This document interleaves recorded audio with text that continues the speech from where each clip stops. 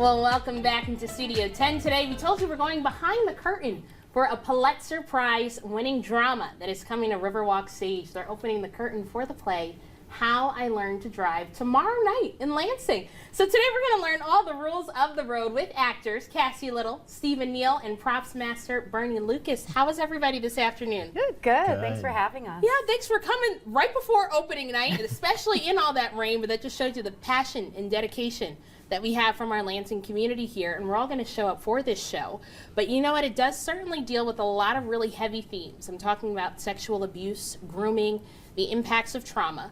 But I wanted to hear from you guys. What should audiences kind of prepare themselves for when it comes to this show?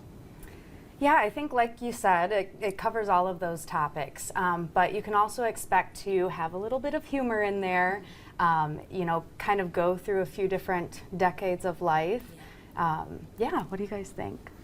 Seeing the growth and the change over time and how a story of survival goes through moments of difficulty, but then ultimately triumph. That's right, and you two are both actors in this show.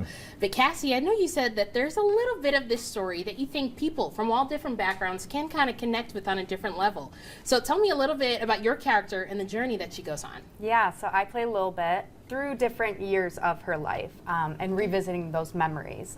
So something I definitely connected with that I think others will also is sometimes the awkwardness of growing up. You know, there's some scenes from a middle school dance, dealing with your family, your body changing, all of that. So I think that's something that I connected with and that other people will be able to see, you know, their story or the stories of someone they know. Yeah. Now, Bernie, I know you're kind of working on this show from behind the scenes. So tell me a little bit about your role and How I Learned to Drive. Okay.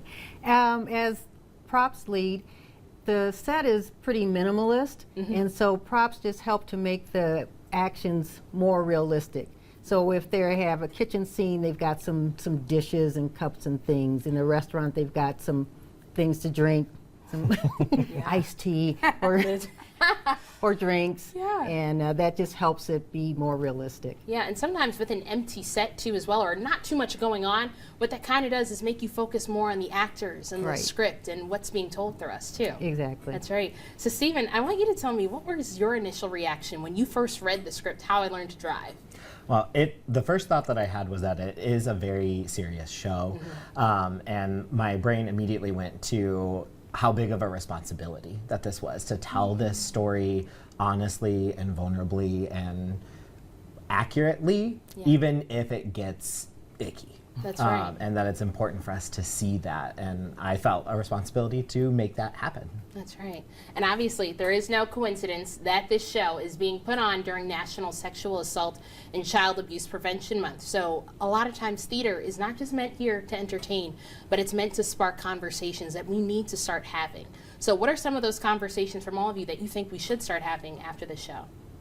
Yeah, one thing I think people might be able to talk about is the differences or similarities in what they see taking place here on stage in the 1960s compared to today in 2025. That's right. And what about all of you? What message do you want people to leave with?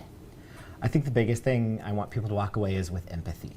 Understanding that people's stories can be very messy, very vulnerable and challenging, and ultimately that learning to empathize and understand other people just helps to make our community and our world a better place. That's right. And Bernie, what message do you want people to walk away with? I hope that they will recognize some of those similarities and acknowledge some of the things that they might be doing inadvertently.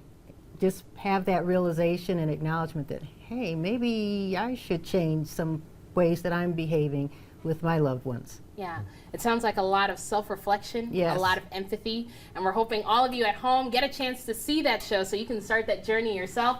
Everyone take a look at your screen. Right here we have the dates for the show, and you can find those tickets, of course, at Riverwalk Theater's website. But otherwise, break a leg, everybody, and thank you for joining us here today. Thank you so much. Of course. Well, don't go any